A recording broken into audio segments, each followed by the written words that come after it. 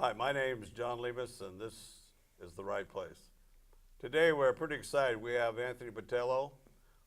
He's a supervisor, District Two, Two, that's District right. Two, and he's in his third term, Fourth term. fourth term. Yeah, Been there for a while. Yeah. yeah. Welcome. I always appreciate interviewing Anthony because he's a very knowledgeable guy and knows what's going on in the county. And sometimes I get out of the loop, so I got to have him here to get me back in the loop. Anyway, prior to the show, we were talking a little bit about the roads in San Benito County, and uh, he would like to talk about. We have a tax that we're trying to get in, or what's going on? Well, we're have to come back out with another sales tax, local sales tax. Right. The last one failed. The last one failed, and I think as elected leaders, we just didn't lay out a very good plan, and I think the voters probably did the right thing. It was a little bit too broad. We were, in hindsight, trying to please too many people. We had provisions in there for public transit and trails, and besides fixing the roads. Yeah. And too much money went to a state highway that a lot of people feel that they pay enough taxes on, and it should be coming out of the state coffers more so than the local coffers. Absolutely, yeah, I believe that. I believe that. And so this next measure that we're talking about at the Council of Governments and at the Board of Supervisors is roads only, local roads only. We need to fix our roads. It's just short of a catastrophe right now, and I've been up to Sacramento the last couple of weeks on different trips, expressing that to state leaders, for everybody from the governor's office on down to the Senate and Assembly, and saying that they really need to get some monies to the cities and the counties to address their roads.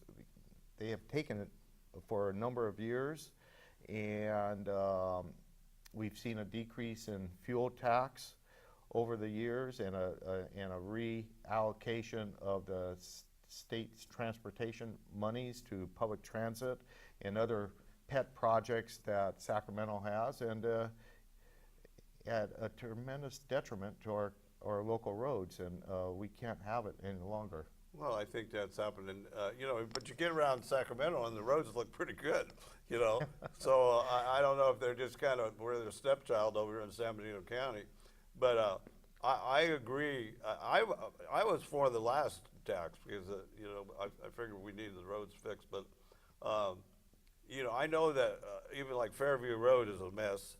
And one of the reasons is because, we're getting trash from Santa Clara County. I know they tear that road up.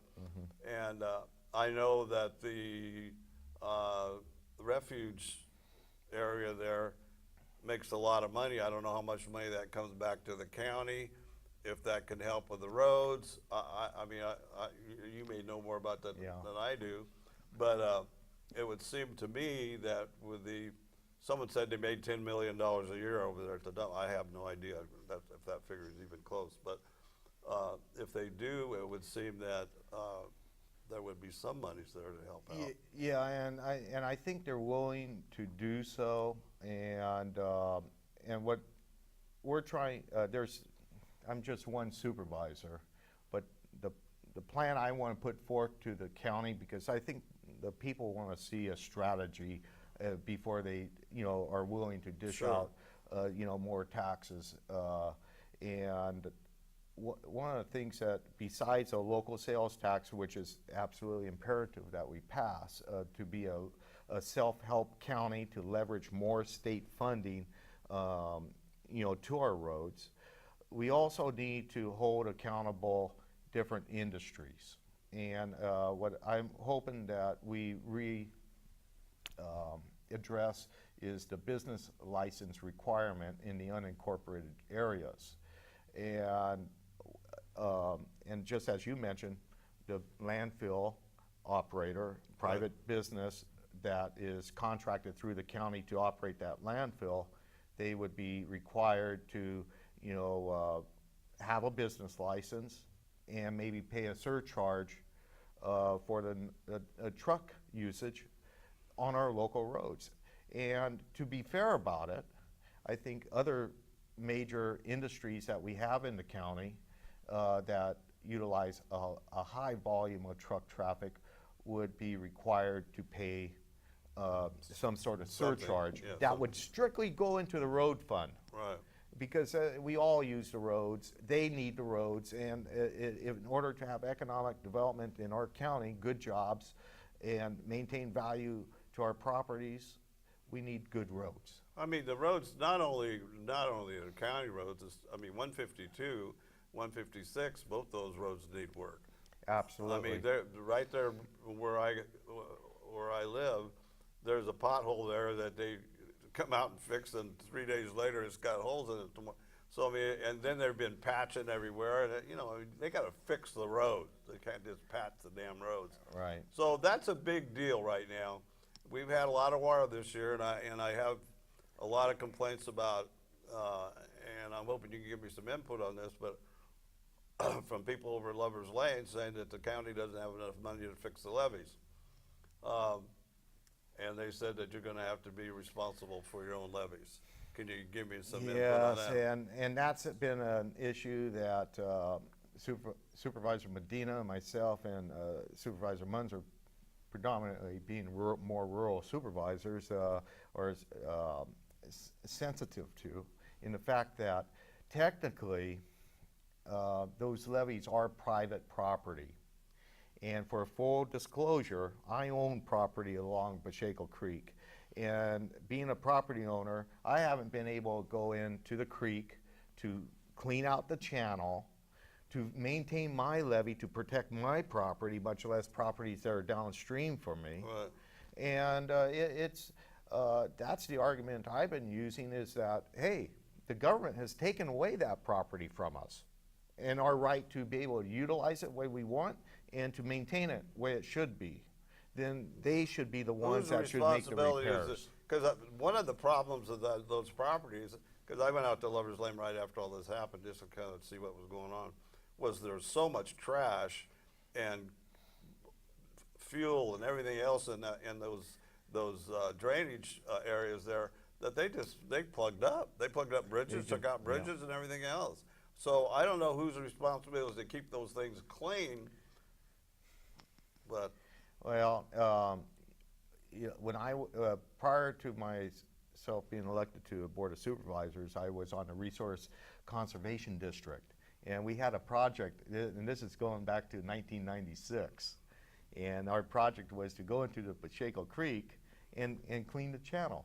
By the time we went, our little agency went through the permitting process, it was time to get out of the creek because it was almost winter. Yeah, right. And the permitting process in this state with Fish and Game is just so burdensome. A private property owner, forget it. You'll never get it. And they don't, you know, we've all read the stories of, and that you can't, if you own ranch land, you can't put a road across a dry creek bed. Right. And it's that, so that complicated. It's that crazy is what It's gotten way out of hand, and you know, I talked to the old timers out there in the Lovers Lane area and the different property owners, and they had a little flood control district, very minimal tax, but they had a bulldozer that would clean out the channel, raise up the sandbars up onto the levee, maintain the levees on kind of an annual or biannual basis, and they just kept that channel cleaned up. And that's how they did it, you know, 30, 40 years ago. And it's impossible to do it in today's world for it, because you may step on a lizard or something, I don't know. Wow. But it's sad, and what ends up is that $1 prevention, and if you don't do that, causes $100 of damage. It's just like changing oil in a car. Those people suffered out there bad. I mean, Sad. I realize it's a floodplain, and when you buy out there or you have something out there, you have that knowledge. But when you amplify the situation with those drainage areas not looking good at all, I mean, it's terrible. I'm going to do, and before we move off of that, being just one supervisor, I got to tip my hat to Supervisor Medina, being brand new. He's worked his tail off out there, try to inform people what's going on. But we're do our best to make sure that that's, in the long run, we're get that cleaned up and repaired as best we can. I would hope so. You know, it's like people say we're going to get ready for the next earthquake, and we're going to get ready for this again, and nobody gets ready until a damn thing happens, and then your butt is in trouble. The other thing I wanted to talk to you about a little bit, and I think we discussed this a little bit on the phone not too long ago, was the fact that our sanctuary status, and you know, people say, well, we're not a sanctuary county, we're not a sanctuary. The reality is that this is a sanctuary state. It's a de facto sanctuary state, okay? If in fact we don't comply with government rules and laws, and they decide to defund the monies that come to us, and I understand it's around $330 billion. I don't know that for a fact, but that's what I read. That would be devastating for the state because we don't have enough money now. Our unfunded liabilities in California are bordering right on $1 trillion. And I know that our unfunded liability in San Bernardino County is God knows what, but it's got to be in the millions. Oh yes, it's absolutely in the millions, and our board has, since 2007, in fact, we had a special budget meeting this week talking about just that topic, and the actuarials have changed. We thought we were about 80% funded. We've done a lot better than most counties and cities in the state, and I wish the state would have kind of taken it a lot more serious, because it's one of these days it's a come back to roost on us. It's got to. It's be devastating, and you know, our philosophy at the county has always been that we need to pay our obligations, and we pay our ARC, which is, you know, what we're accumulating right now with our current budget, as well as trying to take some and pay down on our you know, unfunded liabilities. But we're at $35 million unfunded, and we're right about 75% funded as of right now. But on the flip side of it, taking that money, it's all the less money we have to operate the services that people. I understand that. I would understand like that, to but see. you know, to service the debt, to buy that down. I mean, if $35 million is a lot of money for San Bernardino County. Mm-hmm. My brother was on the grand jury for Marin County. Theirs is $1 billion. Oh boy, yeah. You know, so you go through these counties and look at the accumulation of unfunded liabilities, and all of them is, it's scary. What the hell it is, it's scary. So I don't know what we're gonna do about that, but like I said, the sanctuary city thing, if we don't comply, we lose that money. I don't know. I mean, there's crazy people say, well, we'll secede from the union, which is ridiculous and stupid. Yeah. So I would like to really see where this is going. Then we go hire somebody for $240,000 to fight the federal government on the sanctuary city thing with Holder, which, as far as I'm concerned, is a criminal himself. So that's my personal opinion, by the way. So I don't know. I don't know. You know, I look to people like you to tell me, and I know that you guys are doing the best you can with what you have. And then we have a situation where the roads are going bad. This is a problem. We have the levy problem and everything else, and we also have an unfunded liability problem. And so this is a tough deal. It's hard to find real good positives, and you know, I always approach being a supervisor is to try to work with on things that I had control over, and that you know and worry about the things that best serves within the capacity of myself serving the public Right. that elected me and throughout the whole county.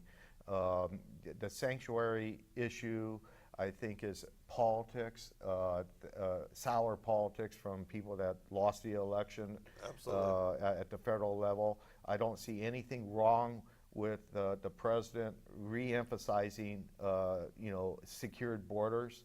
I think people that are in our country, whether they're legal or illegal, break our laws, should be deported. In trouble. In Yeah, trouble, yeah. and I think being an elected leader, the first thing I did before I could sit down in the seat after each election is take the oath of office, and that is to defend and protect the Constitution of the Absolutely. United States. That's the government's. I don't primary get to responsibility. pick the laws. Yeah. Well, and that's a problem. You know, one of the problems is too is between federal and the state, all these crazy laws and regulations they put in, it puts a real burden on the county. I mean, and the city yeah. as far as that goes. So the little people down here in San Bernardino County are, like you said, you can't go clean your own damn drainage ditches. You can't build a road across a dry creek bed. I mean, are we crazy? I mean, I remember years ago when Joe Zanger got his butt in a big bunch of trouble because he wanted to move Yeah. move the creek someplace where it wasn't, move it up so it was advantageous to him or whatever it was. I mean, here's a guy who owned your own land, and you have no control over what's going on. It's just getting worse and worse all the time. Yeah. You're just borrowing the land for a period of Yeah, time, right. and it's but don't forget to pay the taxes. Yeah, they pay the taxes, but you Yeah. don't have any right to Yeah. do what's on land. So I think that these burdenous regulations and some of the things that Trump is trying to straighten out is a trickle-down thing for places like San Bernardino County. I truly believe that if enough of those government regulations, but then you still have to deal with the state. You Still know. got to deal with the state, and it's hard. You know, you talk about the landfill and the trucks going to the landfill, and I had a meeting, sit-down meeting with them, and I told them, look, these trucks are tearing up our local county roads. Can you at least keep it on the state road? Right. You know, run it on 25, the full trucks on Right. 25, and then come back around on that short distance on Fairview, No, and they then go down- take They go John down Smith. Shore Road and come out through that way. Yeah. Well, and then empty trucks could go out the other way. Yeah. Well, they loved the idea, but they could not make that turn at John Smith. We have it slated. Oh, coming from the other way. Yeah, coming the other way. It's an unsafe turn, and so that's why they're not coming that way. And we've been after trying to get that John Smith realignment intersection, So they can do so it's safer, and trucks can make that turn for the entire time I've been on the Board of Supervisors. And the problem you have to have some habitat mitigations for some sort of bunt-nosed lizard or something, and that's what's holding us up doing the project of all things. And it's just an area of a few acres. It's Yeah, mind-boggling. I get frustrated with government because everything moves so slow. It's just like when I was on the grand jury. I mean, they've been arguing about the Nash Road school deal about trying to get it closed during school hours ever since I can remember. Right.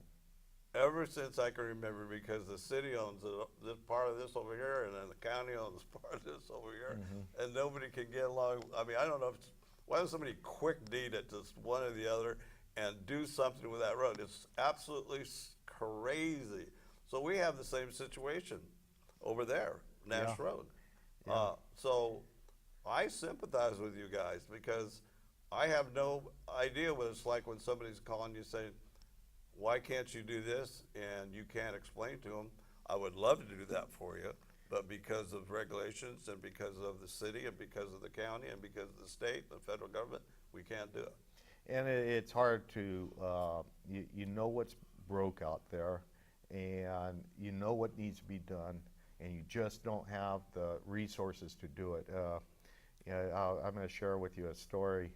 I had a board meeting one morning, it was raining, and I had some paperwork in my office, which is off of 156, not too far away from the Union Road intersection. And there was, I pulled in my little office there, and there was a car there. Gal had a flat tire, and I explained, I'll change it for you if you open up your trunk, and I'll change your tire and get you on your way. Right. Well, it was one of those new cars, didn't have a spare Spare. tire, and so I got on the phone and called San Benito Tire and was making arrangements to have her towed in. It just so happened the tow truck was right outside my door, and so I went out there, and he told me from 5:30 to 7 o'clock, which was the time I was there, they had 5 calls hitting the same pothole at 156 and Union Road, and 5 people got a flat tire that morning just in that same You pothole gotta be kidding me. right on the state highway. And so I got on the, called our Public Works and said, I know it's a state highway, but come out here and fill that pothole, and they did. But they blow out, and that's why it's just so.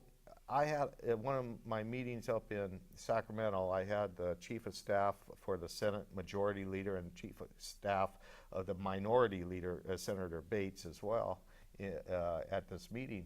And I explained, my county is very much in favor of SB 1, which is, yes, it's a tax increase. And you and I are both Republicans. Oh, yeah, I hate tax and increases, it just obviously. hate it. Yeah. But I don't see any other alternative at this point, and our county supports that. I've been going up there supporting it for 3 years, and I told them, we've been playing politics with this long enough. You guys go back to your bosses, and tell them that it's time to do your job. Right. And it just felt so liberating to be able to tell somebody that is that far up on the totem pole, go do your job. Get your stuff in gear and just Yeah, get it done. and put politics aside, solve the problem for the best interest of for Californians. Well, I was thinking when you were talking, it's like you go down, because I go down Fairview Road a lot, and it's getting so like a video game, you're trying to miss the bad spots, Yeah. Going away over here, then going away over here, and and you get so used to doing it, you forget about this is stupid. We pay taxes. This should be done. Yeah. So. And the group that I was with, just to give you an idea of the scale of the problem and the disadvantages that San Benito County is under, is I was with supervisors from Santa Barbara, San Luis Obispo, Monterey County, Santa Cruz County, all pretty much affluent counties, Sure. quite a bit more so than San Benito. Got some money, yeah. And and they have the same problem. But I think ours is quite a bit worse.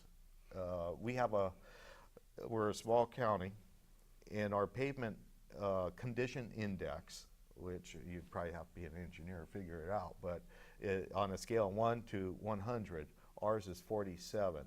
So that's a real failing grade. There's roads that have failed. In my district, I have road closed signs up. I have roads like Hudner Lane, which will never be repaired.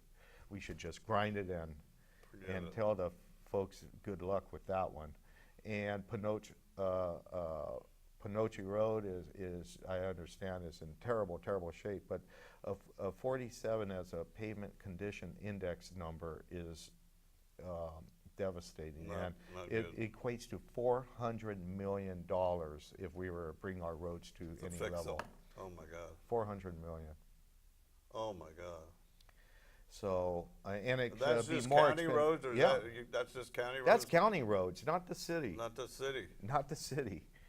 And so we have to, like I mentioned, the sales tax, I think we have to put in a reasonable business license requirement with a surcharge to the truck users. Nothing that puts them in a competitive disadvantage with other people Right. in the Where they region. can't compete, yeah. Yeah, where they can't compete. We're not going to do that, but we're have to do something like that. Well, I think, you know, I'm sure you guys are brainstorming on ways to do it. And this new tax, have you finalized what? No, we're very much in the preliminary work stages of it. We have agreed on that it's strictly to fix roads. Roads, period. We're put Highway 25 off to another day. We're not going to do any public transit. We're not going to do any trails. It's to fix the roads. And then I think we need to have it on a shorter time frame.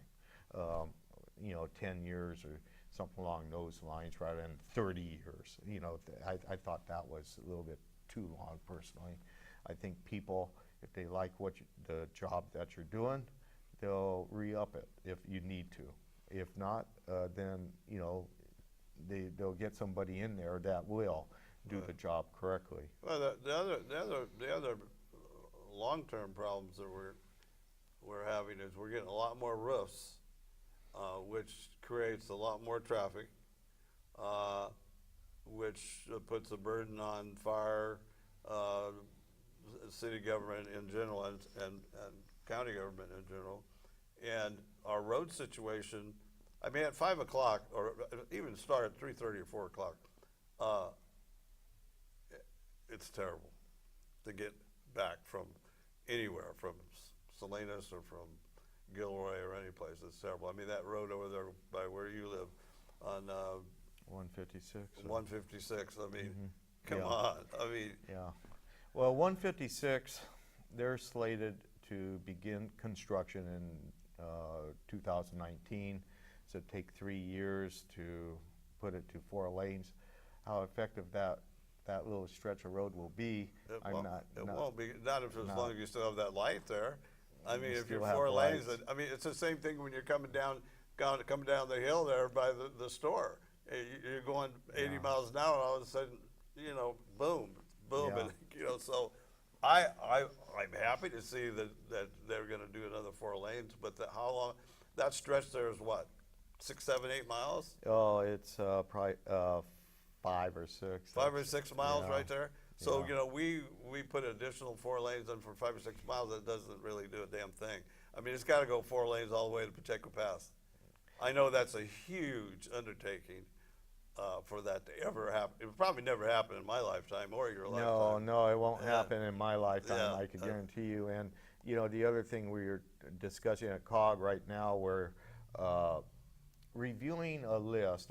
It's another one of those plans that sits on the desk that we review, but it has all the projects. I mean, everything that you could dream of in compliance with SB 375, which is the greenhouse emissions reduction bill that was passed a few years ago, and they want all the projects put together and how much it costs, and it's in the billions. And my thing in my district is looking at Highway 101 and 156.